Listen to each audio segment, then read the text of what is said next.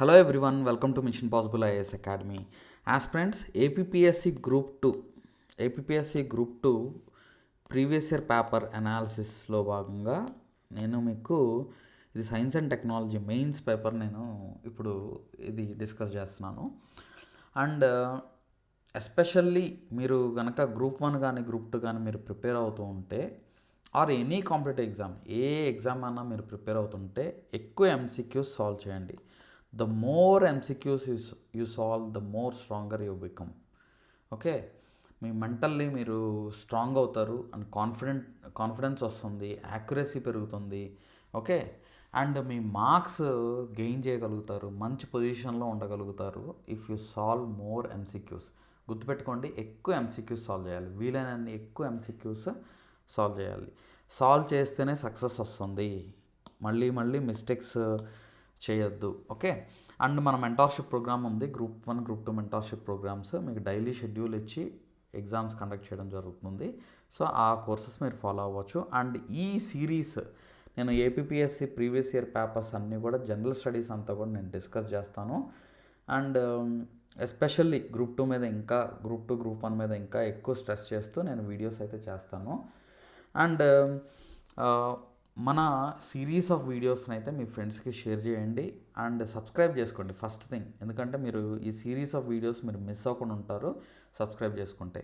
Okay, మీకు నచ్చినట్లయితే like చేయండి, హైప్ కూడా ఇవ్వండి. Thank you so much. ఇప్పుడు మనం టాపిక్లోకి వెళ్ళిపోదాం. సో మ్యాథ్ ద ఫాలోయింగ్ ఇచ్చాడు. సో లెఫ్ట్ సైడ్ ఏమో ఆర్గానిక్ వేస్ట్, ఈ waste, hazardous waste, broken glass pieces ఇచ్చాడు. రైట్ సైడ్ ఏమో అప్రాప్రియేట్ డిస్పోజల్ మెథడ్. చూడండి, ఎన్విరాన్మెంట్ చాలా ఇంపార్టెంట్. ఎన్విరాన్మెంట్ నుంచి మంచిగా క్వశ్చన్స్ మనం ఎక్స్పెక్ట్ చేయొచ్చు గ్రూప్ 2 మెయిన్స్లో. ఓకే, సో ఈ ఆర్గానిక్ వేస్ట్ని మనం ఏం చేస్తాం, జనరల్గా కంపోస్టింగ్ చేస్తాము. ఆర్గానిక్ వేస్ట్ని మనం కంపోస్ట్ చేసి మళ్ళీ దాన్ని మెన్యూర్ తయారు చేస్తాము. ఓకే, నెక్స్ట్ ఈ వేస్ట్ వచ్చేసరికి ఈ వేస్ట్ని మనం ఏం చేస్తాము, ఈ వేస్ట్ని రీసైకిల్ చేస్తాం. ఈ వేస్ట్ని ఏం చేస్తాం, మనం రీసైకిల్ చేస్తాం. నెక్స్ట్ హజార్డియస్ వేస్ట్ అయితే ఏం చేయాలంటే, హజార్డియస్ వేస్ట్ని ఎక్కడ పడితే అక్కడ డంప్ చేయడానికి ఉండదు, ఆర్ దాన్ని మళ్ళీ రీసైకిల్ చేయడానికి ఉండదు. హజార్డియస్ వేస్ట్ని ఏం చేస్తారంటే ఇన్సెనరేషన్ చేస్తారు, అంటే దహనం చేస్తారు, ఇన్సెనరేషన్. ఓకే, బ్రోకెన్ గ్లాస్ పీసెస్ వచ్చేసరికి దీన్ని ఏం చేస్తారంటే ల్యాండ్ ఫిల్లింగ్ చేస్తారు, అంటే ఒక గొయ్యితో వేసేసి ఆ బాగా డెప్త్లో దాన్ని వేస్తారనమాట. ఓకే, అక్కడ వేసేసి మళ్ళీ కప్పేసేస్తారు. సో ఇది 76th క్వశ్చన్కి వచ్చేసరికి మనకి ఏ వచ్చి సెకండ్ వన్, అండ్ బి వచ్చేసరికి 4th ఆప్షన్, అండ్ సి వచ్చేసరికి 1, అండ్ డి వచ్చేసరికి 3. సో ఫైనల్గా ఫస్ట్ ఆప్షన్ ఈజ్ కరెక్ట్ అనమాట. ఓకే, నెక్స్ట్ క్వశ్చన్ చూడండి. Which of the following public health campaigns was launched to improve sanitation India? భారతదేశంలో క్రింది వాటిలో ఏ ప్రజారోగ్య ప్రచారాన్ని పారిశుద్ధ్యాన్ని మెరుగుపరచడానికి ప్రారంభించారు? ఇది చాలా ఈజీ క్వశ్చన్, ఎవరు అడిగినా కానీ చెప్పేస్తారు. అది స్వచ్ఛ భారత్ అభియాన్ అనమాట. స్వచ్ఛ భారత్ అభియాన్ని మనం 2014లో లాంచ్ చేసుకోవడం జరిగింది. ఈ స్వచ్ఛ భారత్ అభియాన్ ద్వారా శానిటేషన్ ఒకటి, ఓపెన్ డెఫికేషన్ ఒకటి, క్లీన్లీనెస్ అంటే నీట్నెస్ని పెంచడం కోసం ఈ స్వచ్ఛ భారత్ అభియాన్ని మనం 2014లో మనం లాంచ్ చేసుకున్నాం అనమాట. అదే సెకండ్ ఆప్షన్ చూడండి, ప్రధానమంత్రి జన్ ఆరోగ్య యోజన. ఇదేంటంటే జన్ ఆరోగ్య యోజన వచ్చేసరికి ఇది health insurance for poor families అనమాట. ఇది health insurance scheme for poor families, గుర్తుపెట్టుకోండి.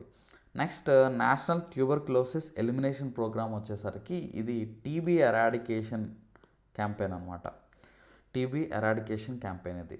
నెక్స్ట్ మిషన్ ఇంద్రధనుష్ ప్రోగ్రామ్ వచ్చేసరికి ఇది ఇమ్యునైజేషన్, అంటే చిల్డ్రన్కి కానీ ప్రెగ్నెంట్ ఉమెన్కి కానీ ఇమ్యునైజేషన్ని పెంచడం కోసం ఈ మిషన్ ఇంద్రధనుష్ ప్రోగ్రామ్ని అయితే మనం లాంచ్ చేసుకున్నాం. ఓకే, సో ఇక్కడ ఆప్షన్ 1 ఈజ్ కరెక్ట్ ఆన్సర్ అనమాట. Next question, CITES convention on international trade in endangered species of wild fauna and flora is also known as. So సైట్స్ని అంతరించిపోతున్న జంతుజాలం మరియు పక్షి జాతులలో అంతర్జాతీయ వాణిజ్యంపై సమావేశం ఇలా కూడా అంటారు. సో ఈ సైట్స్ కన్వెన్షన్ని ఇంకా అదర్ నేమ్ ఏంటి అని అడుగుతున్నారు అనమాట. సో అదర్ నేమ్ ఏంటంటే ఇది వాషింగ్టన్ సమావేశం, అంటే వాషింగ్టన్ కన్వెన్షన్ అని కూడా అంటారనమాట. ఎందుకు అనంటే దీన్ని 1973లో వాషింగ్టన్లో దీన్ని అడాప్ట్ చేసుకోవడం జరిగింది. అండ్ అందుకనే ఇది వాషింగ్టన్ కన్వెన్షన్ అని కూడా అంటారనమాట. ఈ సైట్స్ కన్వెన్షన్ ఏంటంటే ఎస్పెషల్లీ ఎండేంజర్డ్ స్పీసీస్ ఏవైతే ఉన్నాయో, అంతరించిపోతున్న జంతుజాలం కానీ పక్షులు కానీ లేకపోతే అంతరించిపోతున్న మొక్కలు అవ్వచ్చు. సో వీటి మీద ఫోకస్ చేస్తూ వాటిని ప్రొటెక్ట్ చేయడం కోసం ఈ సైట్స్ కన్వెన్షన్ అనేది తీసుకురావడం జరిగిందనమాట. సో దీన్నే వాషింగ్టన్ కన్వెన్షన్ అని కూడా అంటారు. మరి మిగతా కన్వెన్షన్స్ ఏంటి, అవి కూడా మనం తెలుసుకోవాలి కదా. జెనీవా కన్వెన్షన్ వచ్చేసరికి ఇది హ్యూమనిటేరియన్ లా అండ్ వార్, అంటే వార్ టైంలో కానీ హ్యూమనిటేరియన్ లా, ఇప్పుడు అంతర్జాతీయ ఇంటర్నేషనల్ యుద్ధాలు జరిగినప్పుడు ఒక దేశానికి ఇంకో దేశానికి వాళ్ళు ఏమంటారు, యుద్ధ ఖైదీలను కనుక పట్టుకుంటే సో వాళ్ళు ఏమంటారంటే జెనీవా కన్వెన్షన్ని ఫాలో అవ్వాలి అని అంటారు. అంటే జెనీవా కన్వెన్షన్ ఏంటంటే యుద్ధ సమయంలో వీళ్ళు శత్రు దేశాల ఖైదీలను కనుక పట్టుకున్న వాళ్ళని ఎలా ట్రీట్ చేయాలి, ఓకే, హ్యూమనిటేరియన్ గ్రౌండ్స్లో ట్రీట్ చేయాలన్నమాట. ఓకే, సో దాని గురించి చెప్తుంది Geneva convention. Next Kyoto protocol వచ్చేసరికి మనకి ఇది science and technology environment related అనమాట. సో ఈ క్యోటో ప్రోటోకాల్ వచ్చేసరికి greenhouse gas emissions related, అంటే climate change and greenhouse gas emissions reduction కోసం ఈ క్యోటో ప్రోటోకాల్ తీసుకురావడం జరిగిందనమాట. ఇది 1997లో దీన్ని తీసుకొచ్చారు. 2005లో ఇది ఎఫెక్ట్లోకి వచ్చింది. ఓకే, నెక్స్ట్ ప్యారిస్ అగ్రిమెంట్ వచ్చేసరికి ఇది కూడా climate change, okay, international climate agreement under UNFCCC అనమాట. సో క్లైమేట్ చేంజ్ గురించే మనం ఇప్పుడు ప్యారిస్ అగ్రిమెంట్ బేస్ చేసుకొని ఇండియా కూడా నేషనల్లీ డిటర్మైన్డ్ కంట్రిబ్యూషన్ అని చెప్పేసి మనం ప్లెడ్జ్ చేస్తున్నాం అనమాట. అంటే ఏ దేశం ఎంత greenhouse gas emissions reduction చేయాలనుకుంటుంది, నెట్ జీరో ఎప్పటికి టార్గెట్ పెట్టుకుంటున్నారు, ఇలాగా ప్లెడ్జ్ చేయాలన్నమాట. ప్రతి కంట్రీ ప్లెడ్జ్ చేయాలి, ఇది వాలంటరీ అనమాట.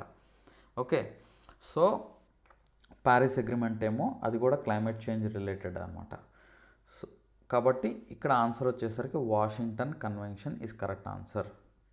Next question, India has the dash largest installed wind power capacity in the world. ప్రపంచంలోకెల్లా భారతదేశం ఎన్నవ అతిపెద్ద స్థాపించబడిన పవన శక్తి కలిగి ఉంది. సో ఇండియాస్ ర్యాంక్ అంటున్నాడు, అంటే పవన శక్తిలో స్థాపించబడిన పవన శక్తిలో మన భారతదేశం ఎన్నో ర్యాంక్లో ఉందంటున్నాడు. ఇన్స్టాల్డ్ విండ్ ఎనర్జీ కెపాసిటీలో మన భారతదేశం 4వ ర్యాంక్లో ఉంది.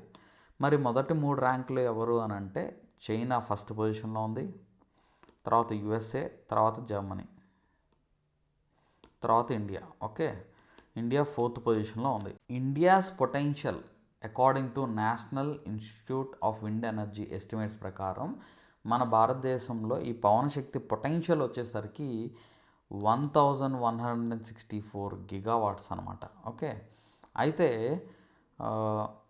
అయితే ఇందులో మనం జస్ట్ ఓన్లీ ఇప్పుడు మనకి ఇన్స్టాల్డ్ కెపాసిటీ ఎంత అంటే 51 గిగావాట్స్ మాత్రమే మనం ఇన్స్టాల్ చేసుకోగలిగాం.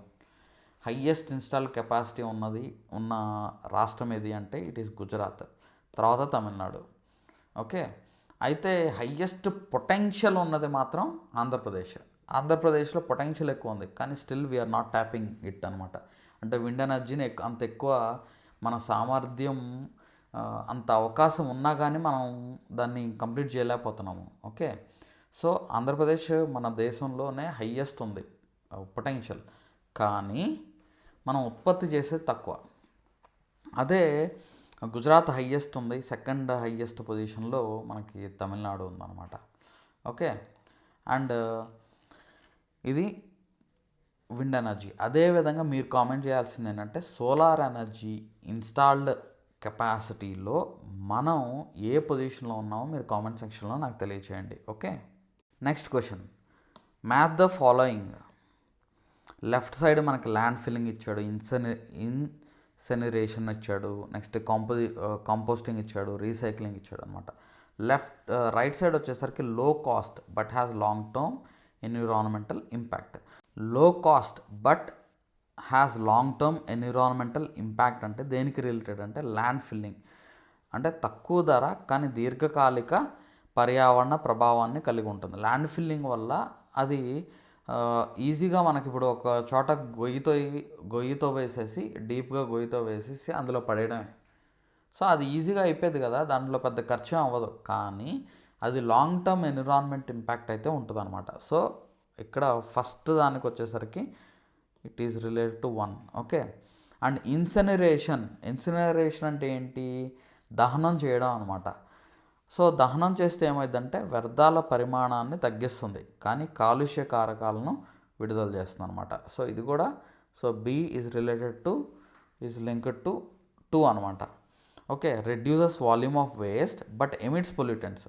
ఇప్పుడు మనం ఏదన్నా ఒక వ్యర్థాన్ని మండిచ్చేస్తే మనం దారిలో వెళ్ళేటప్పుడు చూస్తూ ఉంటాం, అప్పుడప్పుడు మున్సిపల్ వర్కర్స్ వీళ్ళు ఏం చేస్తారంటే అదంతా ఉడవడం, కలెక్ట్ చేయడం, ఎత్తేసేసి మళ్ళీ ఒక చోట వేయడం కన్నా అక్కడే కాల్ చేసేస్తారు. ఓకే. కాల్ చేయడం వల్ల ఏమైందంటే ఈజీగా అయిపోద్ది, వాల్యూమ్ తగ్గిపోయిద్ది వాళ్ళకి, కానీ హార్మ్ఫుల్ పొల్యూటెంట్స్ అనేవి రిలీజ్ అవుతాయి అన్నమాట. సో ఇన్సినరేషన్ వల్ల అదొక నష్టం. నెక్స్ట్ కంపోస్టింగ్ అంటే ఏం చేస్తుందంటే it produces useful by products like biogas but required land. So composting చేయాలి అని అంటే ఏం చేయాలంటే హ్యూజ్ ల్యాండ్ కావాలి మనకి. ఓకే. ఆ ల్యాండ్ కావాలి, అక్కడ అంతా ఆర్గానిక్ మ్యాటర్ లేకపోతే వేస్ట్ మ్యాటర్ ఏదైతే పెట్టి వాటిని మనం జాగ్రత్తగా అక్కడ ఎర్త్వామ్స్ వదిలేసేసి జాగ్రత్తగా మనం చెక్ చేసుకుంటూ ఉండాలి, లేకపోతే అక్కడ ఉన్న ఎర్త్వామ్స్ చచ్చిపోతాయి, వాటిని జాగ్రత్తగా హ్యాండిల్ చేయాలి. ఓకే. సో ఈ కంపోస్టింగ్ వల్ల మనకి యూస్ఫుల్ బై ప్రొడక్ట్స్ మెన్యూర్ వస్తుంది. ఓకే. సో ఆ మెన్యూర్ తీసుకెళ్ళి మనం పొలాల్లో వేసుకుంటే మంచి న్యూట్రియంట్స్ అందుతాయి పంటలకి. ఓకే. కానీ మనం బయోగ్యాస్ కూడా తయారు చేసుకోవచ్చు, బట్ ల్యాండ్ అనేది కావాలి. ఓకే. నెక్స్ట్ రీసైక్లింగ్ వచ్చేసరికి ఇది కూడా దీని రిలేటెడ్. రీసైక్లింగ్ వచ్చేసరికి conserves resources but needs infrastructure అంటే వనరులను సంరక్షిస్తుంది కానీ మౌలిక సదుపాయాలు అవసరం. సో మౌలిక సదుపాయాలు అనేది ఇక్కడ మనం రీసైక్లింగ్లో కావాల్సిందే. ఇప్పుడు ఇంత వేస్ట్ జనరేట్ అవుతుంది ఇండియాలో, కానీ ఎందుకు మనం రీసైక్లింగ్ అంతా మనం చేయలేకపోతున్నాము? దానికి హ్యూజ్ అమౌంట్ ఆఫ్ రిసోర్సెస్ కావాలి. ఫస్ట్ దాన్ని వేస్ట్ని కలెక్ట్ చేయాలి. ఓకే. ప్రాపర్గా డిస్పోజ్ చేసుకోవాలి, వేస్ట్ అంతా డిస్పోజ్ చేయాలి, మళ్ళీ దాన్ని తీసుకెళ్ళాలి డిఫరెంట్ ఛానల్స్ ద్వారా, అది మళ్ళీ రీసైకిల్ చేయాలి. సో దానికి మ్యాన్ పవర్ కావాలి, దానికి టెక్నాలజీ కావాలి, హార్మ్ఫుల్ పొల్యూటెంట్స్ రిలీజ్ అవ్వకుండా మనం చేయగలగాలి, హార్మ్ఫుల్ కెమికల్స్ ఎన్విరాన్మెంట్లోకి ఎంటర్ అవ్వకుండా మనం చేయగలగాలి. సో ఇంత ప్రాసెస్ ఉందన్నమాట. అంటే దానికి ఇన్ఫ్రాస్ట్రక్చర్ కావాలి. సో ఈ ఆప్షన్ మనకి ఎక్కడుంది అని అంటే option 3. Okay. Next question. Project that is not associated with international solar alliance, ITEC, ISTARC, OSOWOG, Kusum. So ఇందులో మనకి ఇంటర్నేషనల్ సోలార్ అలయన్స్ అంటే ఏంటో చూద్దాం. అసలు ఇంటర్నేషనల్ సోలార్ అలయన్స్ ఏంటంటే ఇది ఇండియా అండ్ ఫ్రాన్స్ ఇద్దరు కూడా 2015 COP21లో కాన్ఫరెన్స్ ఆఫ్ పార్టీస్ 21 COP21లో ప్యారిస్లో ఈ ఇంటర్నేషనల్ సోలార్ అలయన్స్ని ప్రపోజ్ చేయడం జరిగిందనమాట. This is the first international governmental organization headquartered in India అనమాట. ఇది గురుగ్రామ్లో ఉంది. ఓకే. అయితే దీంట్లో 125 మెంబర్స్ సిగ్నేటరీ కంట్రీస్ ఉన్నారు ఇప్పటి వరకు. ఇదేంటంటే solar power adoption promoting solar power అనమాట across different countries. Okay. So solar పవర్ని మనం ట్యాప్ చేయాలని చెప్పేసి ఇందులో మెంబర్స్ని కూడా ఇన్వైట్ చేయడం జరిగింది. 125 మెంబర్స్ ఇందులో ఉన్నారు. అయితే ఈ ఇంటర్నేషనల్ సోలార్ అలయన్స్కి రిలేటెడ్గా లేనిది ఏది అంటున్నాడు. సో ముందు ఈ రిలేటెడ్గా ఉన్నది ఏంటో చూద్దాం. సో రిలేటెడ్గా ఉన్నది ఏంటి అని అంటే ఇది WOG అనమాట. సో అంటే one sun, one world and one grid. Okay, ఇది ఈ one sun one world one grid అనేది ఇంటర్నేషనల్ సోలార్ అలయన్స్ పార్ట్నర్షిప్లో భాగంగా ఇండియా అండ్ UK ఇద్దరు కూడా దీన్ని లాంచ్ చేశారు. సో దీని మెయిన్ ఉద్దేశం ఏంటంటే ఈ సోలార్ ఎనర్జీ ద్వారా వచ్చే రెన్యూవబుల్ ఎనర్జీ గ్రిడ్స్ ఏవైతే ఉన్నాయో వీటన్నిటిని కూడా కనెక్ట్ చేయాలన్నమాట. అంటే గ్లోబల్ రెన్యూవబుల్ ఎనర్జీ గ్రిడ్ని, ఒకటి సింగిల్ గ్లోబల్ రెన్యూవబుల్ ఎనర్జీ గ్రిడ్ని తయారు చేయాలి. అండ్ సన్ నెవర్ సెట్స్ అనే కాన్సెప్ట్ అనమాట ఇది. ఓకే, సన్ నెవర్ సెట్స్ అంటే ప్రపంచవ్యాప్తంగా ఉన్న ఈ గ్రీన్ ఎనర్జీ మొత్తాన్ని కూడా ఈ గ్రిడ్ కనెక్షన్స్, అంటే రీజనల్ గ్రిడ్స్ ఏవైతే ఉన్నాయో వాటన్నిటిని ఒకదాంతో ఒకటి అనుసంధానించి అదేవిధంగా గ్లోబల్గా ప్రపంచవ్యాప్తంగా ఉన్న గ్రిడ్స్ అన్నిటిని కూడా కనెక్ట్ చేయాలనేది దీని కాన్సెప్ట్. ఓకే, సో ఇది ఇంటర్నేషనల్ సోలార్ అలయన్స్లో భాగంగా దీన్ని లాంచ్ చేయడం జరిగింది. సో జనరల్గా దీన్ని 3 ఫేజుల్లో దీన్ని ఇంప్లిమెంట్ చేస్తారు. One sun, one world, one గ్రిడ్ని 3 ఫేజుల్లో ఇంప్లిమెంట్ చేస్తారనమాట. సో ఫర్ ఎగ్జాంపుల్ ఫేజ్ 1 తీసుకుంటే Middle East, South Asia, South East Asia ఈ ఏరియాలో ఉన్న కంట్రీస్ అన్నిటి యొక్క రీజనల్ గ్రిడ్స్ని ఫస్ట్ ఇంటర్ కనెక్ట్ చేస్తారు. తర్వాత ఫేజ్ 2లో మనం ఫేజ్ 1లో ఏదైతే కనెక్ట్ చేశారో ఆ గ్రిడ్స్ అన్నిటిని కూడా తీసుకెళ్ళి ఫేజ్ 2లో ఉన్న ఆఫ్రికాకి కనెక్ట్ చేస్తారు. ఫేజ్ 3లో గ్లోబల్ ఇంటర్ కనెక్షన్ చేయాలనేది కాన్సెప్ట్ అనమాట. ఓకే, సో తద్వారా ఏంటంటే రెన్యూవబుల్ ఎనర్జీ గ్రిడ్స్ కనుక మెయింటైన్ చేస్తే ఏమైందంటే ఒక కంట్రీలో కనుక ఈ గ్రిడ్ అంటే ఆ రెన్యూవబుల్ ఎనర్జీ ద్వారా తక్కువ ఎనర్జీ ఉత్పత్తి అయిందనుకోండి, రెన్యూవబుల్ ఏజెంట్స్ ద్వారా, సో తక్కువ ఎనర్జీ ఉత్పత్తి అయితే అది వేరే కంట్రీకి ట్రాన్స్ఫర్ చేయడానికి అవకాశం ఉంటుంది. ఓకే, సో ఆ కంట్రీకి ట్రాన్స్ఫర్ చేయడానికి అవకాశం ఉంటుంది వేరే కంట్రీ నుంచి. సో అలాగా ఈ గ్రిడ్ రెన్యూవబుల్ ఎనర్జీ గ్రిడ్స్ వల్ల స్టేబుల్ ఎనర్జీ సప్లై అనేది చేయడానికి అవకాశం ఉంటుంది. సో అది one sun, one world, one grid యొక్క ముఖ్య ఉద్దేశం. నెక్స్ట్ PM కుసుమ్ ప్రోగ్రామ్ మనకు ఆల్రెడీ తెలుసు. ఇదేంటంటే ఫార్మర్స్కి ఎస్పెషల్లీ సోలార్ పంప్స్ని సెటప్ చేయడం అనమాట. ఇది కూడా మనకి ఇంటర్నేషనల్ సోలార్ అలయన్స్ అంటే జనరల్గా మనకి ఈ సోలార్ ఇనిషియేటివ్స్లో భాగంగా, ఈ కొలాబరేటివ్ ఫ్రేమ్వర్క్స్లో భాగంగా మనం ఈ PM కుసుమ్ స్కీమ్ కూడా మనం ఇంప్లిమెంట్ చేస్తున్నాం. ఇది related to solar energy. Next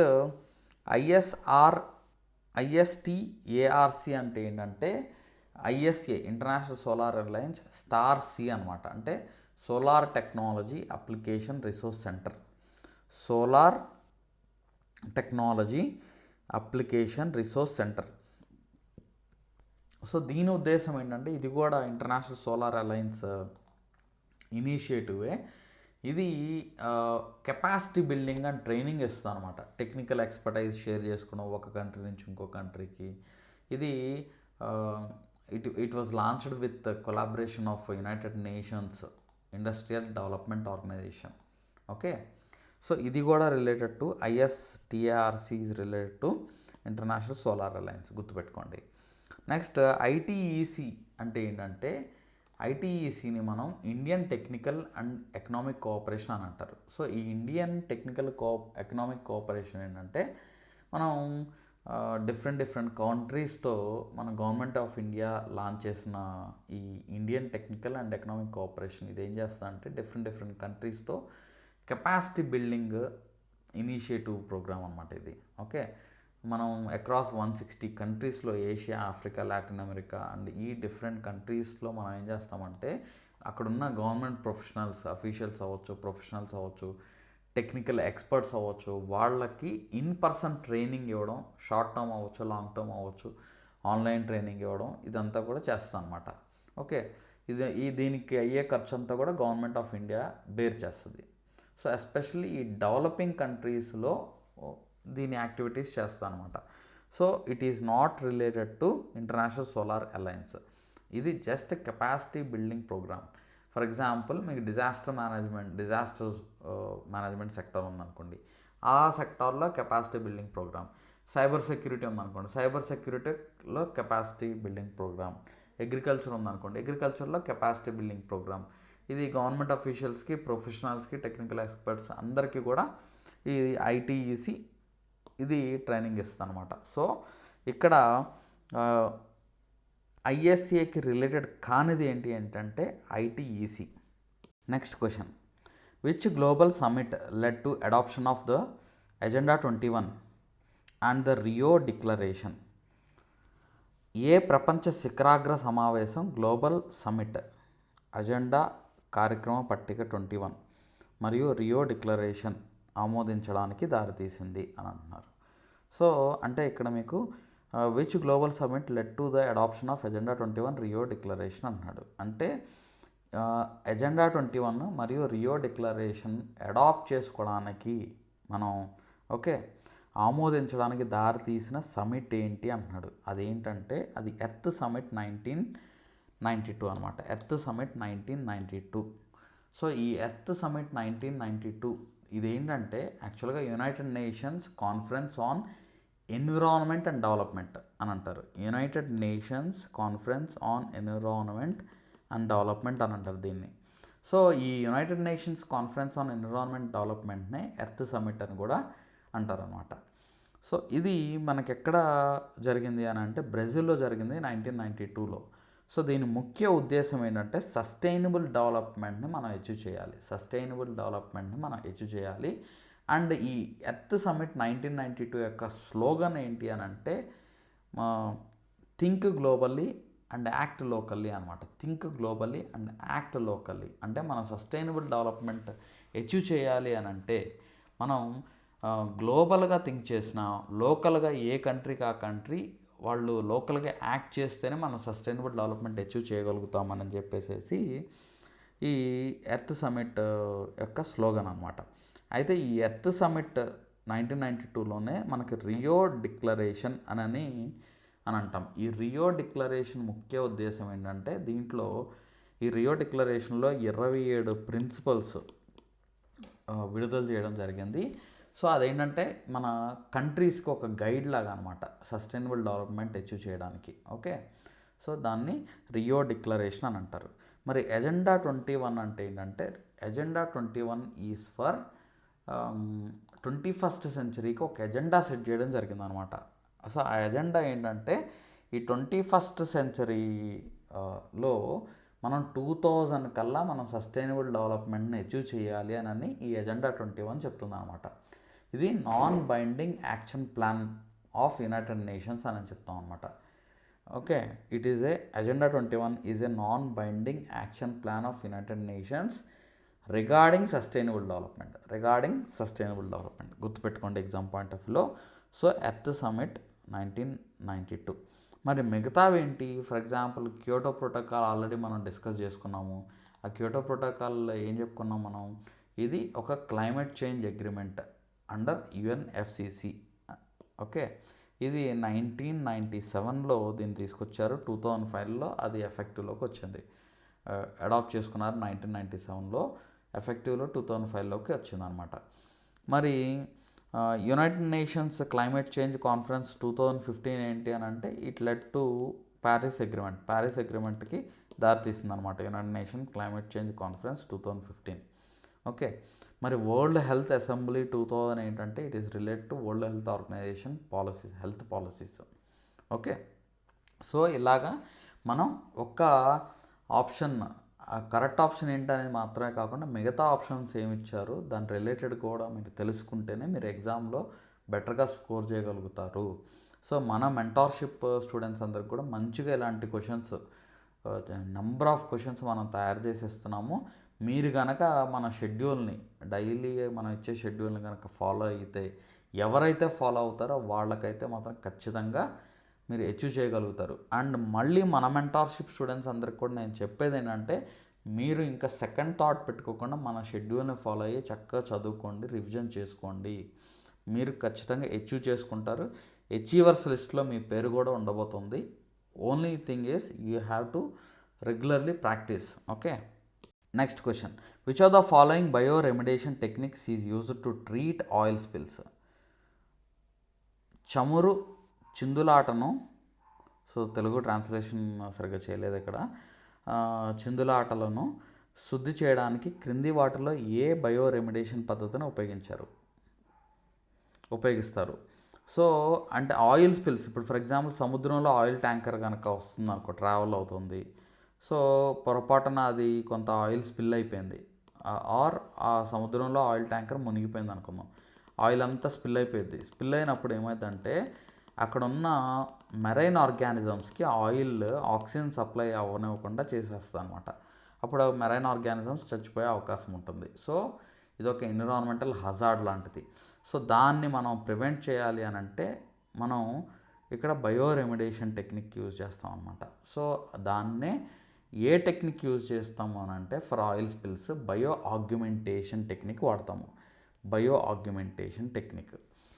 so ఈ బయో ఆగ్యుమెంటేషన్లో ఏం చేస్తారంటే కొన్ని మైక్రో ఆర్గానిజమ్స్ని అక్కడ రిలీజ్ చేస్తారు.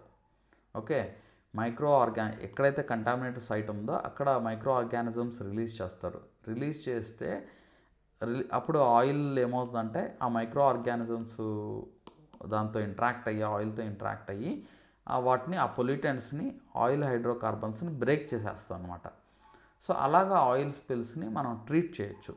సో ఇక్కడ వాడే పద్ధతి ఏంటంటే బయో ఆగ్యుమెంటేషన్ వాడతారు. మరి మిగతావి బయో రెమిడేషన్ టెక్నిక్స్ ఏంటి అని అంటే ఫైటో రెమిడేషన్ అంటే ఏంటంటే జనరల్గా ప్లాంట్స్ని యూజ్ చేసి అక్కడున్న సాయిల్లో కానీ వాటర్లో కానీ కంటామినెంట్స్ని రిమూవ్ చేస్తే దాన్ని ఫైటో రెమిడేషన్ అంటారు. ఓకే, అంటే ఒక మొక్కని యూజ్ చేసి ఆ సాయిల్ దగ్గర నాటి ఆర్ ఆ వాటర్లో ఇప్పుడు మొక్కని పెడితే అది ఏం చేస్తా అంటే కంటామినెంట్స్ని ఆ ప్లాంట్ రిమూవ్ చేస్తుంది అనమాట. దాన్ని ఫైటో రెమిడేషన్ అంటారు.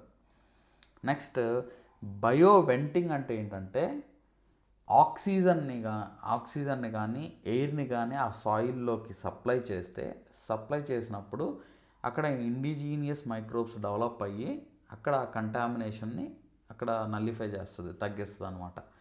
ఓకే, దాన్ని బయో వెంటింగ్ అంటారు. అంటే ఆక్సిజన్ ఆర్ ఎయిర్ని సప్లై చేసి అక్కడ మైక్రోబ్స్ ఇంకా బాగా డెవలప్ అయ్యేలా చేస్తారనమాట. ఆ మైక్రోబ్స్ ఏం చేస్తాయంటే అక్కడ ఉన్న సాయిల్లో ఉన్న కంటామినెంట్స్ని తగ్గిస్తుంది. నెక్స్ట్ మైక్రో రెమిడేషన్ అంటే ఏంటంటే ఫంగైని యూజ్ చేసి కనుక మనం పొల్యూటెంట్స్ని డిగ్రేడ్ చేస్తే దాన్ని మైక్రో రెమిడేషన్ అంటారు, గుర్తుపెట్టుకోండి. సో ఇక్కడ మన క్వశ్చన్ రిలేటెడ్ ఏంటి అని అంటే బయో ఆగ్యుమెంటేషన్ని మనం ఆయిల్ స్పిల్స్ని ట్రీట్ చేయడానికి వాడతాము. Next question assertion and reasoning questions. So assertion ఏంటో చూద్దాం. National biofuel coordination committee needs to approve use of surplus food grains for production of ethanol for blending with petrol అనమాట. Reason farmers are at risk of not getting appropriate price for their produce during the surplus production phase. So ఇక్కడ ఏమంటున్నాడంటే పెట్రోలుతో కలపడానికి ethanol ఉత్పత్తికి మిగులు ఆహార ధాన్య వినియోగాన్ని జాతీయ జీవ ఇంధన సమన్వయ కమిటీ ఆమోదించాలి. అంటే ఇప్పుడు జనరల్గా సర్ప్లస్ ఫుడ్ గ్రెయిన్స్ కనుక వచ్చింది అని అంటే ఇప్పుడు బాగా దిగుబడి వచ్చేసింది, అందరి దగ్గర రైతులందరి దగ్గర ఎక్కువ ఎక్సెస్ ప్రొడక్షన్ జరిగింది అనుకో, అప్పుడు ఆటోమేటిక్గా ధరలు ఏమవుతాయి, ధరలు క్రాష్ అయిపోతాయి. క్రాష్ అయినప్పుడు ఆ సర్ప్లస్ ఫుడ్ గ్రెయిన్స్ని ఇథనాల్ ప్రొడక్షన్కి డైవర్ట్ చేసినప్పుడే రైతులకి మార్కెట్లో సరైన వాల్యూ వస్తుంది అన్నమాట. ఈ surplus food grains ethanol production కనుక డైవర్ట్ చేయకపోతే రైతులు నష్టపోతారు. నెక్స్ట్ ఇక్కడ బయో ఇథనాల్ కనుక ప్రొడ్యూస్ చేసుకున్నారు అని అంటే దాన్ని మనం పెట్రోల్ డిపెండెంట్ మీద మనం కొంచెం తగ్గడానికి అవకాశం ఉంటుంది. మనం వీఆర్ ఆయిల్ ఇంపోర్టర్ కదా, highest oil importer, one of the highest oil importer అని చెప్పచ్చు. సో మనం అంతా కూడా బయట నుంచే ఇంపోర్ట్ చేసుకుంటాం మన నీడ్స్కి. అయితే ఇక్కడ ఈ కన్వర్షన్ అంటే సర్ప్లస్ ఫుడ్ గ్రెయిన్స్ని కాస్త బయో ఇథనాల్కి వాడాలి అని ఎవరు డెసిషన్ తీసుకుంటారు, ఎవరంటే national biofuel coordination committee decision తీసుకుంటుంది అనమాట. ఓకే, సో ఈ national biofuel coordination committee is headed by minister of petroleum and natural gas. Minister చైర్మన్గా దీనికి ఉంటారనమాట. సో ఈ నేషనల్ బయోఫ్యూయల్ పాలసీ ఎలా ఇంప్లిమెంట్ చేయాలి ఏంటనేది ఈ national biofuel coordination committee decision తీసుకుంటుంది. అండ్ సర్ప్లస్ ఫుడ్ గ్రెయిన్స్ని కాస్త బయోఫ్యూయల్ కన్వర్ట్ చేయడానికి బయో ఇథనాల్గా కన్వర్ట్ చేయడానికి ఇది పర్మిషన్ ఇస్తుంది అనమాట. సో రీజన్ చూడండి, farmers are at risk of not getting appropriate price for their produce during the surplus production phase. Yes, అంతే కదా. సో అసర్షన్ రీజనింగ్ రెండు కరెక్టే. ఓకే, రీజన్ కరెక్టే, ఎందుకంటే ఫార్మర్స్కి సరైన ఎక్కువ ఫుడ్ గ్రెయిన్స్ కనుక ప్రొడ్యూస్ చేస్తే వాళ్ళకి సరైన ధర పలకదు. సో ధర పలకాలి అని అంటే ఆ ఫుడ్ గ్రెయిన్స్ని కాస్త బయోఫ్యూయల్ కింద కొంత కన్వర్ట్ చేయాలి. So assertion and reasoning are correct. So option 1 is correct ఇక్కడ. Okay, assertion and reason both are correct and R is correct explanation of A అనమాట. So option 1 is correct. 85th question చూడండి. The mission of ministry of new and renewable energy is, ఈ కొత్త మరియు పునరుత్పాదక ఇంధన మంత్రిత్వ శాఖ యొక్క లక్ష్యం ఏంటి అని అంటున్నాడు. సో ఒకటి ఇంధన శక్తి భద్రత అంటే ఎనర్జీ సెక్యూరిటీ, శక్తి స్తోమత energy affordability, okay, increase and share of clean power, okay. So అంటే స్వచ్ఛ పవర్ వాటాలో పెరుగుదల అంటే క్లీన్ పవర్ వాటాలో పెరుగుదల. నెక్స్ట్ ఎనర్జీ ఈక్విటీ శక్తి సమానత్వం. నెక్స్ట్ శక్తి లభ్యత మరియు అందుబాటు. సో ఇవన్నీ మిషన్స్ కిందే వస్తాయి అన్నమాట. అంటే energy security, energy affordability, increase in share of clean energy, energy equity, energy availability and access, ఇవన్నీ అంటే పైవన్నీ ఈజ్ ద కరెక్ట్ ఆన్సర్ అనమాట. Okay, all of the above is the correct answer. Next question, which of the following chemicals was released in Bhopal disaster of 1984? ఇది methyl isocyanate. దగ్గరగా 40 tons of methyl isocyanate gas release అయిందనమాట. సో అది fertilizer company Bhopal gas tragedy disaster జరిగింది 1984లో. దగ్గరగా 3500 మంది చనిపోయారు and చాలా ఎక్కువ మంది ఎఫెక్ట్ అయ్యారు. Premature births, okay, children effect అయ్యారు. అక్కడ ఉన్న చుట్టుపక్కల ఉన్న సరౌండింగ్ పాపులేషన్ చాలా ఎఫెక్ట్ అయిందనమాట.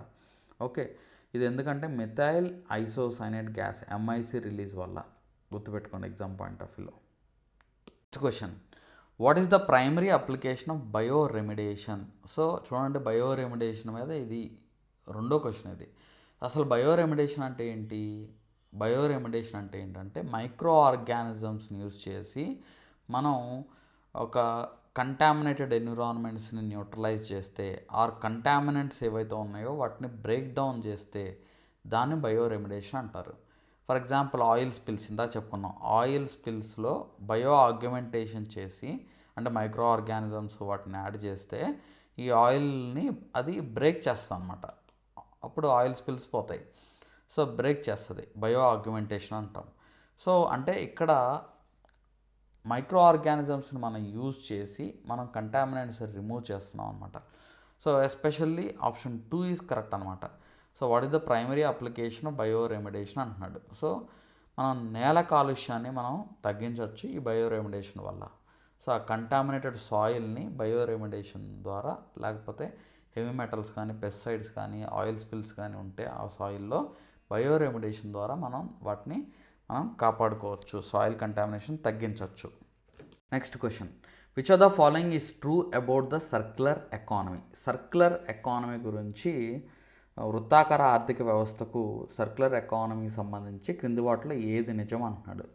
సో ఇది ఫస్ట్ ఆప్షన్ చూద్దాం. చూడండి, it focuses on reducing the use of fossil fuels. ఇది శిలాజ ఇంధనాల వినియోగాన్ని తగ్గించడంపై దృష్టి పెడుతుంది. కాదు. It promotes the reuse, recycling and repair of materials to reduce waste. ఇది వ్యర్థాలను తగ్గించడానికి పదార్థాల పునర్వాడకం, పునర్వినియోగం మరియు మరమ్మతులను ప్రోత్సహిస్తుంది. సో ఆప్షన్ 2 ఈజ్ కరెక్ట్ అనమాట. అంటే రీయూస్, ఇప్పుడు ఫర్ ఎగ్జాంపుల్ ఒక ప్రోడక్ట్ మనం ఏదైనా తయారు చేసామనుకో, ఈ ప్రోడక్ట్ని మళ్ళీ రీయూజ్ చేయాలి, మళ్ళీ యూజ్ చేసుకునేలా ఉండాలి, రీసైకిల్ చేయాలి, లేకపోతే రిపేర్ చేయాలి.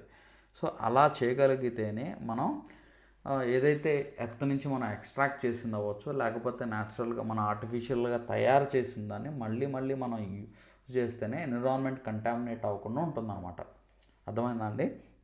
సో అది సర్క్యులర్ ఎకానమీ కాన్సెప్ట్. అది అంటే ఒక వస్తువు కనుక ఒకటి మనం ఎక్స్ట్రాక్ట్ చేసాం అనుకో, ఎర్త్ నుంచే మెటల్ ఒకటి ఎక్స్ట్రాక్ట్ చేసాం, మళ్ళీ దాన్ని రీయూజ్ చేసుకునేలా ఉండాలి. సో దాన్ని పడేసేసి అది చేసేస్తే మళ్ళీ ఎర్త్ తీసుకోదు కదా, ఎర్త్లో కలవాలంటే చాలా టైం పట్టేస్తుంది. ఓకే, సో ఒక సర్క్యులర్ ఎకానమీని మనం క్రియేట్ చేయాలి. సో రీయూజ్ చేయాలి, రీసైకిల్ చేయాలి, రిపేర్ చేయాలి. So option 2 is correct answer. Next question. Assertion Dhruva is the India's largest nuclear research reactor. Reason advanced heavy water reactor envisages large scale utilisation of plutonium bearing spent fuel.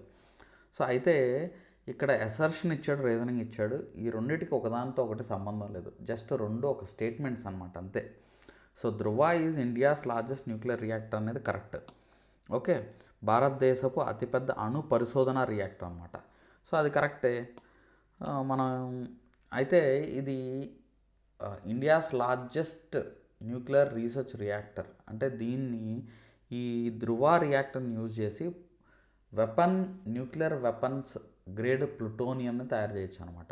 So అంటే మనం ఇప్పుడు అణుబాంబుల్లో use చేసే ప్లూటోనియంని మనం తయారు చేయొచ్చు fuel. Okay, so ఇది మన ఏషియాలోనే one of first nuclear reactor in Asia అని చెప్పొచ్చు. ఇది ఎక్కడుందంటే ముంబైలో ట్రాంబేలో ఉంది. బాబాయ్ అటామిక్ రీసెర్చ్ సెంటర్ దీన్ని డెవలప్ చేసింది. ఇది ఇండియా సొంతగా తనకు తాను ఇండిజినియస్ టెక్నాలజీతో డెవలప్ చేసుకుందనమాట. ఎందుకంటే ఇప్పుడు సివిలియన్ పర్పస్ మీరు మనం న్యూక్లియర్ రియాక్టర్స్ వాడతామంటే ఏ కంట్రీ అన్నా టెక్నాలజీ ట్రాన్స్ఫర్ చేయొచ్చు, ఆర్ న్యూక్లియర్ ఫ్యూయల్ కూడా సప్లై చేస్తుంది. అదే మనం న్యూక్లియర్ వెపన్స్కి మనం తయారు చేసుకుంటాము మేము న్యూక్లియర్ వెపన్స్ అని అంటే ఏ కంట్రీ ఒప్పుకోదు అనమాట. జనరల్గా అలాంటి ఇన్ఫర్మేషన్ కూడా షేర్ చేసుకోదు, ఆ టెక్నాలజీ కూడా షేర్ చేయదు. సో కాబట్టి ఇండియానే తనకు తానుగా సొంతగా ఈ ధృవ న్యూక్లియర్ రియాక్టర్ని తయారు చేసుకుంది. Okay, so first option is correct. Second reasoning అంటే ఇక్కడ అసర్షన్ ఈజ్ కరెక్ట్. రీజన్ చూడండి, advanced heavy water reactor envisages large scale utilisation of plutonium bearing spent fuel. So ఈ అడ్వాన్స్డ్ హెవీ వాటర్ రియాక్టర్లో మనం 3 స్టేజెస్ ఆఫ్ న్యూక్లియర్ ఎనర్జీ యూటిలైజేషన్లో 3 stages మనం follow అవుతాం. సో అందులో ఇది థర్డ్ స్టేజ్ న్యూక్లియర్ రియాక్టర్ అనమాట ఇది. ఓకే, సో ఇందులో మనం బాయిలింగ్ లైట్ వాటర్ కూలెంట్ లాగా వాడతాం మనం, అండ్ హెవీ వాటర్ యాజ్ మోడరేటర్గా దీంట్లో వాడతాం అనమాట. ఇది బాబాయ్ అటామిక్ రీసెర్చ్ సెంటర్ డెవలప్ చేసింది. ఓకే, దీంట్లో ఏంటంటే థోరియం బేస్డ్ రియాక్టర్, ఇందులో థోరియం బేస్డ్ ఫ్యూయల్ మనం యూజ్ చేస్తాం అనమాట. ఓకే, సో ఇక్కడ రీజన్ కూడా కరెక్టే. సో ఆప్షన్ వచ్చేసరికి 2, A and R are correct, but R is not correct explanation of A అనమాట. Okay, next question. Biogeochemical cycle in which the main reservoir is not the soil. Biogeochemical cycle in which the main reservoir is not the soil అంటున్నాడు. So is not the soil ఏది అంటే ఏ బయోజియోకెమికల్ సైకిల్లో reservoir అంటే ఏంటి, ఆ సైకిల్లో ఎక్కువ storage of that element soil కాదు అంటున్నాడు ఇక్కడ. ఓకే, సో జనరల్గా సల్ఫర్ తీసుకుంటే మనకి ఇన్ టర్మ్స్ ఆఫ్ సల్ఫైడ్స్ రూపంలో సాయిల్లోనే సాయిల్లో అండ్ రాక్స్ రూపంలో మేజర్ రిజర్వాయర్గా ఉంటుందన్నమాట. అంటే సాయిల్ అండ్ రాక్స్ మేజర్ రిజర్వాయర్గా ఉంటుంది. అదేవిధంగా ఫాస్ఫరస్ సైకిల్లో కూడా మనం ఫాస్ఫేట్స్ రూపంలో రాక్స్ అండ్ సాయిల్ మేజర్ రిజర్వాయర్గా ఉంటుంది. కాల్షియం సైకిల్ కూడా అంతే. కాల్షియం సైకిల్లో కూడా మనం calcium in terms of rocks సాయిల్లోనే మనం calcium cycle maximum calcium is stored మనం చెప్పచ్చు. అదే నైట్రోజన్ తీసుకుంటే the main reservoir of nitrogen is atmosphere. గుర్తుపెట్టుకోండి, చాలా ఇంట్రెస్టింగ్, చాలా మంచి క్వశ్చన్ అయితే అడగడం జరిగింది ఇక్కడ. ఆలోచింపజేసే క్వశ్చన్స్ అనమాట. మనం ఇలాంటి క్వశ్చన్సే మన మెంటార్షిప్లో కూడా అడగడం జరుగుతుంది. Okay, next. సో ఇక్కడ nitrogen cycle is an exam is correct answer. Okay, next question చూడండి. Ayushman Bharat primarily aims to provide health care coverage to which group? Ayushman Bharat primarily aims to provide health care coverage to which group అంటున్నాడు. Urban middle class ఫ్యామిలీసా, rural and poor పాపులేషన్సా, senior సిటిజన్సా, private health care ప్రొవైడర్సా? ఆయుష్మాన్ భారత్ ప్రాథమికంగా ఏ వర్గానికి ఆరోగ్య సంరక్షణను అందించడం లక్ష్యంగా పెట్టుకుంది? పట్టణ మధ్య తరగతి కుటుంబాలు, గ్రామీణ మరియు పేద జనాభా. ఓకే, సో ఇందులో సెకండ్ ఆప్షన్ ఈజ్ కరెక్ట్ అనమాట, రూరల్ అండ్ పూర్ పాపులేషన్స్కి.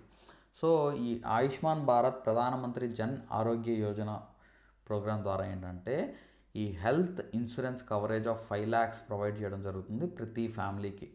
ఇది ఎవరు టార్గెట్ ఆడియన్స్ ఎవరు అని అంటే ఎకనామికల్లీ వనరబుల్ సెక్షన్స్ ఎవరైతే ఉన్నారో, అంటే రూరల్ అవ్వచ్చు లేకపోతే పూర్ అర్బన్ హౌస్ హోల్డ్స్ ఎవరైతే ఉన్నారో, సో వాళ్ళకి ఈ ప్రధానమంత్రి జన్ ఆరోగ్య యోజన అంటే ఆయుష్మాన్ భారత్లో ఈ 5 lakh health insurance coverage per family అనేది ఇవ్వడం జరుగుతుంది అన్నమాట. So option 2 is correct answer ఇక్కడ. Next question. Match the list 1 with list 2 and choose the correct answer using the codes given below అంటున్నాడు. Okay, hybrid solar wind park Ramgiri. Hybrid solar wind park Ramgiri. So hybrid solar wind park Ramgiri ఇచ్చాడు. Anantapuram 1 solar park ఇచ్చాడు. Kurnool solar park ఇచ్చాడు.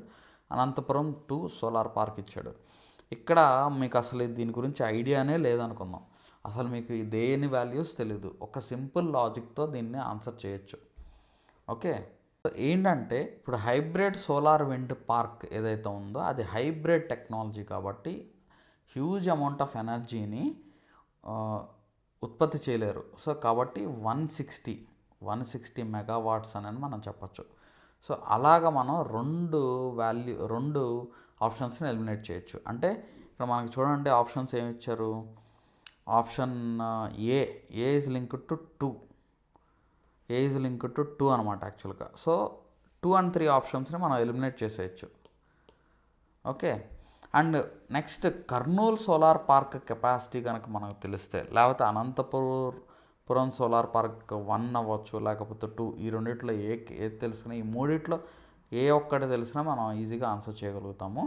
జనరల్గా అనంతపురంలో చాలా పెద్దది ఉంది, megawatt అని మనకి గుర్తొచ్చేస్తుంది. సో అనంతపురం చూడండి, బి వచ్చేసరికి it is 1500 megawatt energy. So కాబట్టి B is linked to 3. So ఇక్కడ ఇది.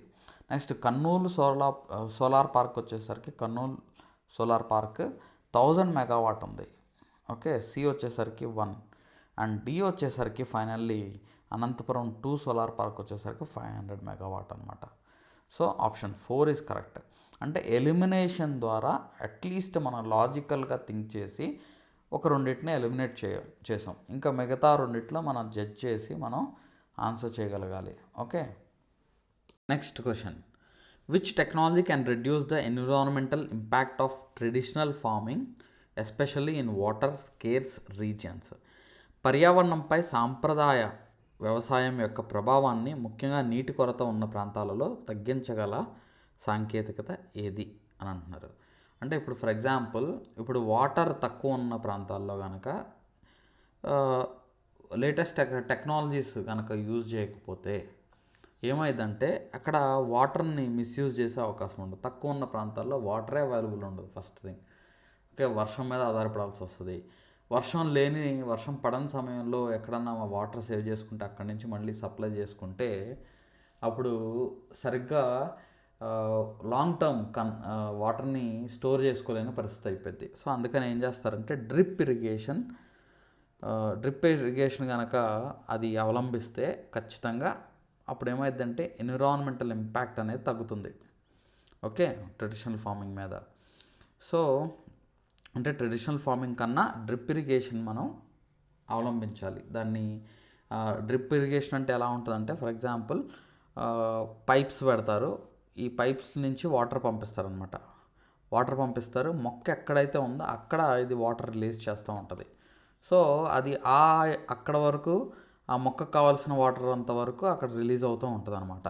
ఓకే, సో దాన్ని డ్రిప్ ఇరిగేషన్ అంటారు. Next question, radio astronomy centre is located in. Radio ఖగోళ శాస్త్ర కేంద్రం ఎక్కడ ఉంది? సో ఇది రేడియో ఆస్ట్రానమీ సెంటర్ ఎక్కడ ఉంది అని అంటే ఇది ఊటీలో ఉందన్నమాట. సో ఇది ఊటీలో ఉంది. సో ఊటీలో ఈ రేడియో ఆస్ట్రానమీ సెంటర్ని national centre for radio astrophysics operate చేస్తుంది అనమాట. ఈ national centre for radio astrophysics వచ్చేసరికి టిఫర్ కింద Tata institute of fundamental research కింద ఉందన్నమాట. ఓకే, సో ఇక్కడే ఊటీ రేడియో టెలిస్కోప్ కూడా ఉందన్నమాట. ఊటీ రేడియో టెలిస్కోప్ కూడా ఈ ఊటీలో ఉంది. ఓకే, నెక్స్ట్ ట్రాంబేలో వచ్చేసరికి బార్క్ న్యూక్లియర్ రీసెర్చ్ కోసం Bhabha atomic research centre BARC ఉంది. ఓకే, అండ్ మనకి అహ్మదాబాద్ వచ్చేసరికి ఇస్రో ఫెసిలిటీస్ ఉన్నాయి. నెక్స్ట్ ఫిజికల్ రీసెర్చ్ ల్యాబొరేటరీ ఉంది. Okay, famous physical research laboratory. Next ధన్బాద్లో ఏంటంటే జార్ఖండ్ ధన్బాద్ అనమాట. సో ఇది ఎక్కడ ఉందంటే ఇక్కడే ఇంపార్టెంట్ ఇన్స్టిట్యూట్ ఏముందంటే ఇండియన్ స్కూల్ ఆఫ్ మైన్స్ ఉందన్నమాట. Indian school of mines, IIT Indian school of mines ఉందన్నమాట. ఓకే, ధన్బాద్లో. Next question, subject that is not associated with Ayushman Bharat digital health machine. So Ayushman Bharat digital మిషన్తో సంబంధం లేని విషయం ఏంటి అని అడుగుతున్నారు ఇక్కడ. సో ఇక్కడ మనకేమి ఇచ్చారు? ఆరోగ్య మిత్ర ఇచ్చారు, health ID, sand box, health care professionals registry అని ఇచ్చారనమాట. సో వీటితో ఆయుష్మాన్ భారత్ డిజిటల్ మిషన్లో భాగంగా మనకి హెల్త్ ఐడి అంటే ఒక యూనిక్ హెల్త్ ఐడి అనేది ఒకటి క్రియేట్ చేస్తారనమాట. ఇప్పుడు ఆధార్ లాగే హెల్త్ ఐడి కూడా ఒకటి క్రియేట్ చేస్తారు. ఒక ఐడి ఉంటుంది. సో ఆ ఐడి కనుక ఎంటర్ చేస్తే మనకి ఏమేమి ఇష్యూస్ ఉన్నాయి, హెల్త్ ఇష్యూస్, సో అన్ని డీటెయిల్స్ అన్నీ వచ్చేస్తాయి అనమాట. సో అలాగా ఎంట్రీ చేస్తారు. నెక్స్ట్ ఒక హెల్త్ కేర్ ప్రొఫెషనల్స్ రిజిస్ట్రీ కూడా మెయింటైన్ చేస్తారు. అంటే హెచ్పిఆర్ అంటారనమాట. అంటే database of registered medical professionals. ఇప్పుడు ఎవరైతే ఇప్పుడు డాక్టర్స్ అవ్వచ్చు, అదర్ మెడికల్ ప్రొఫెషనల్స్ ఉంటారు కదా, వాళ్ళ రిజిస్ట్రీ అనేది ఒకటి ఉంటుంది. ఓకే, అది కూడా మనకి ఆయుష్మాన్ భారత్ డిజిటల్ మిషన్ కిందకు వస్తుంది. నెక్స్ట్ హెల్త్ ఫెసిలిటీ రిజిస్ట్రీ కూడా ఉంటుంది. ఓకే, హెల్త్ ఫెసిలిటీ రిజిస్ట్రీ అంటే ఏంటంటే హెల్త్ ఫెసిలిటీ రిజిస్ట్రీ అది ఇక్కడ ఇవ్వలేదు. ఈ హెల్త్ ఫెసిలిటీ రిజిస్ట్రీ అంటే ఏంటంటే it is the registry of hospitals and clinics అనమాట. అంటే ఏ హాస్పిటల్స్ ఉన్నాయి, ఏ క్లినిక్స్ ఈ Ayushman Bharat digital health machine cover చేస్తున్నారు అనేది ఉంటుంది. నెక్స్ట్ ఒక శాండ్ బాక్స్ కూడా ఉంటుంది. సో ఈ శాండ్ బాక్స్ ఏంటంటే it is a framework for testing digital health solutions. Okay, it is a framework for testing digital health solutions. అంటే ఏంటంటే ఇప్పుడు డిఫరెంట్ ట్రైలర్ ఎర్రర్గా మనం వర్కౌట్ చేస్తూ ఉంటారనమాట. కొత్త ఆవిష్కరణలు చేస్తూ ఉంటారు. సో దాన్ని శాండ్ బాక్స్ అని అంటాం ఇక్కడ. ఓకే, సో శాండ్ బాక్స్ అంటే framework for testing digital health solutions. ఇది కూడా మనకి ఆయుష్మాన్ భారత్లో భాగంగా ఉంటుందన్నమాట.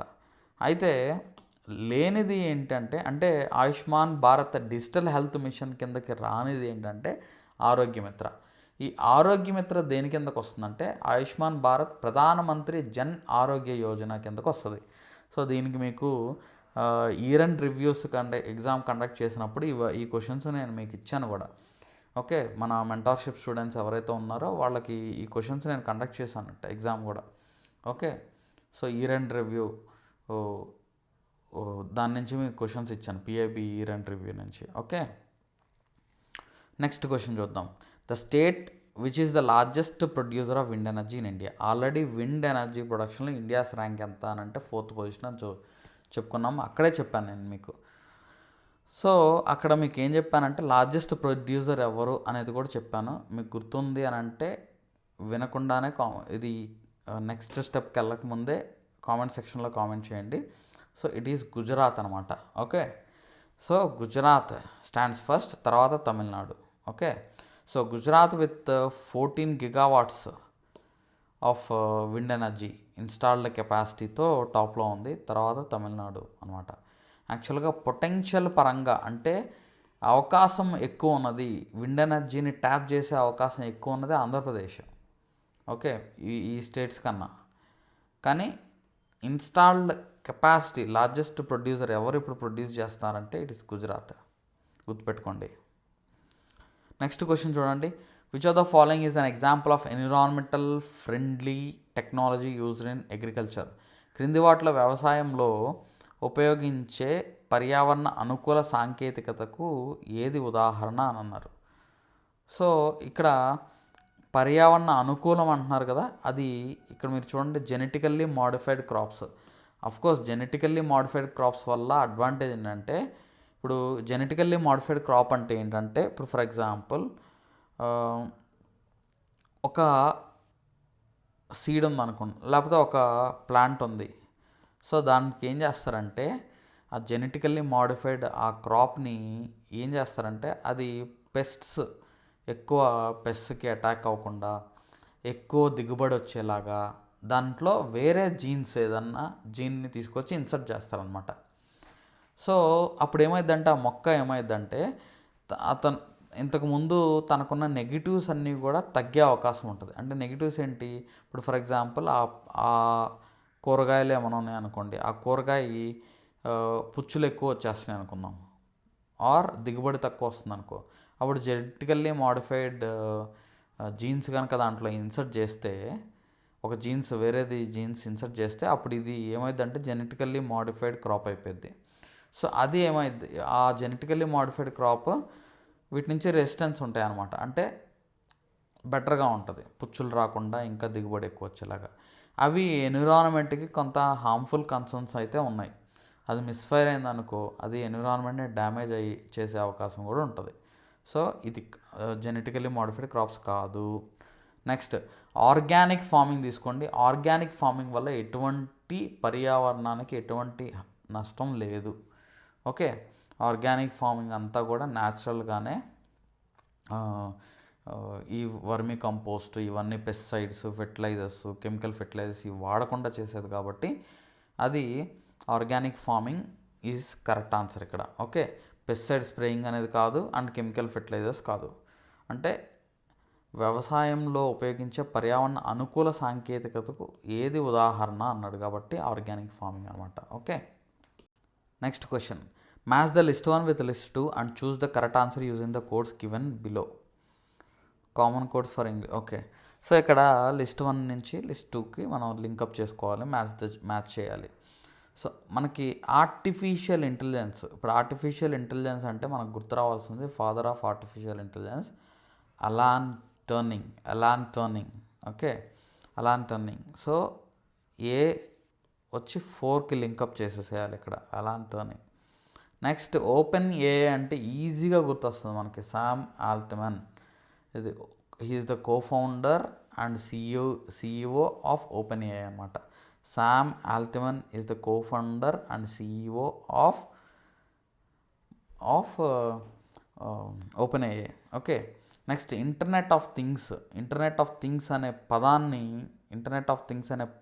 ఇచ్చిన కాయిన్ చేసిన పర్సన్ ఎవరంటే కెవిన్ ఆస్టాన్. ఓకే, ఆగ్యుమెంటెడ్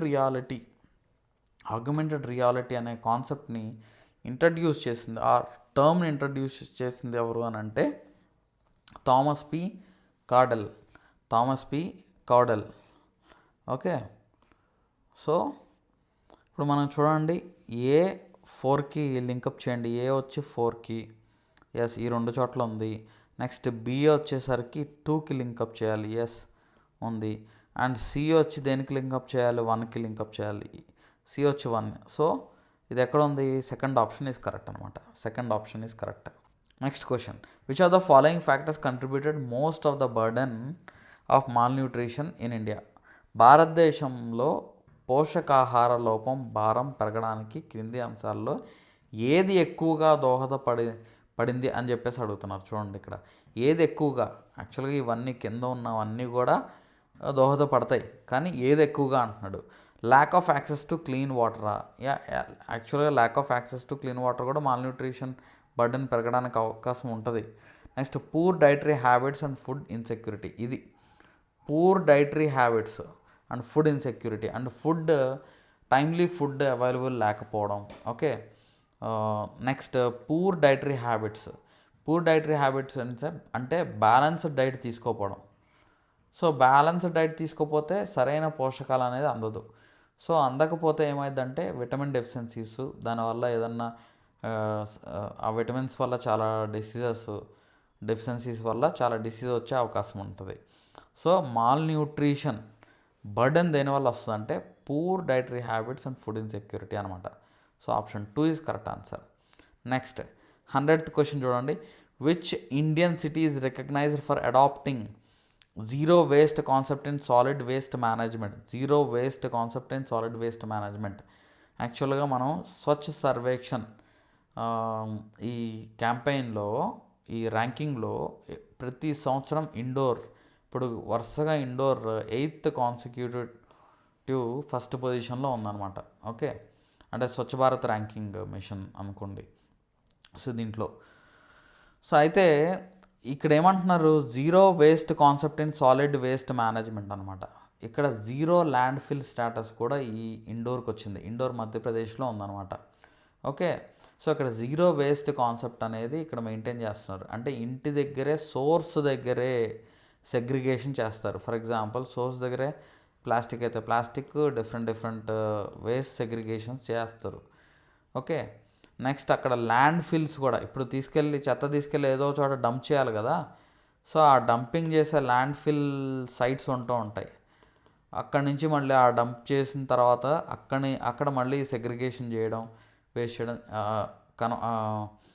దాన్ని డిఫరెంట్ ఫేజెస్లోకి కన్వర్ట్ చేయడం చేస్తారనమాట.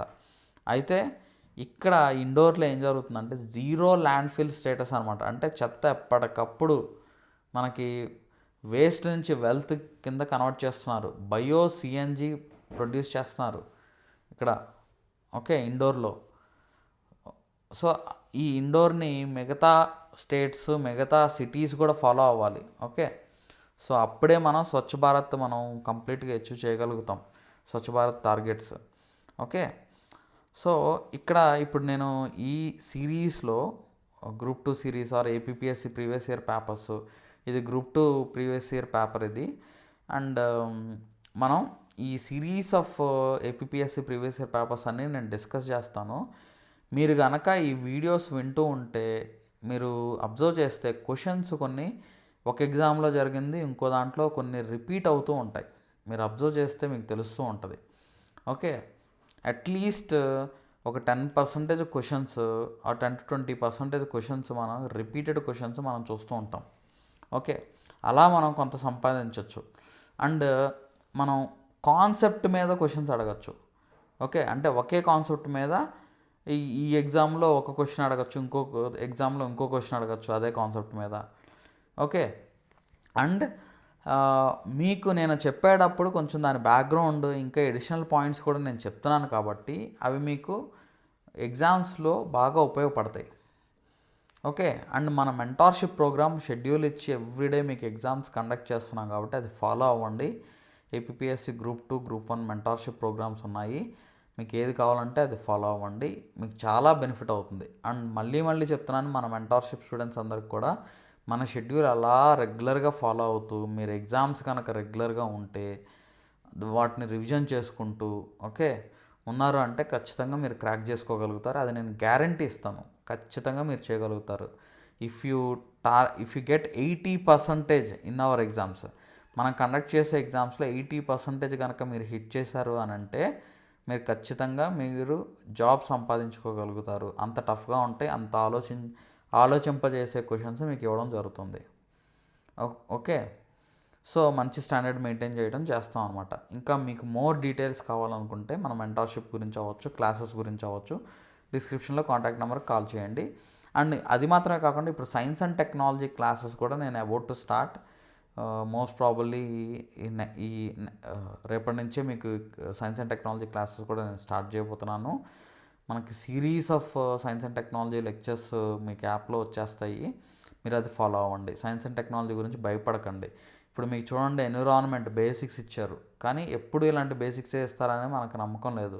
సైన్స్ అండ్ టెక్నాలజీ కూడా మీకు బేసిక్ క్వశ్చన్సే వచ్చాయి, కానీ ఎప్పుడు ఇలాంటి బేసిక్ క్వశ్చన్సే ఇస్తారని మనం చెప్పలేము. సో మనం దేనికైనా ప్రిపేర్ అవ్వాలి. మనం స్టాండర్డ్ రెఫరెన్సెస్, బేసిక్స్ చదువుకోవాలి, అడ్వాన్స్ లెవెల్లో కూడా చదువుకోవాలి. 2 లెవెల్స్ మీకు కవర్ చేయడం చేస్తాను నేను. దాంతోపాటు కరెంట్ అఫైర్స్ కూడా కవర్ చేస్తాను సైన్స్ అండ్ టెక్నాలజీ క్లాసెస్లో. ఓకే, సో ఫాలో అవ్వండి. And thank you. ఈ వీడియో కనుక మీకు నచ్చితే మాత్రం లైక్ చేయండి, షేర్ చేయండి, సబ్స్క్రైబ్ చేసుకోండి. Thank you so much.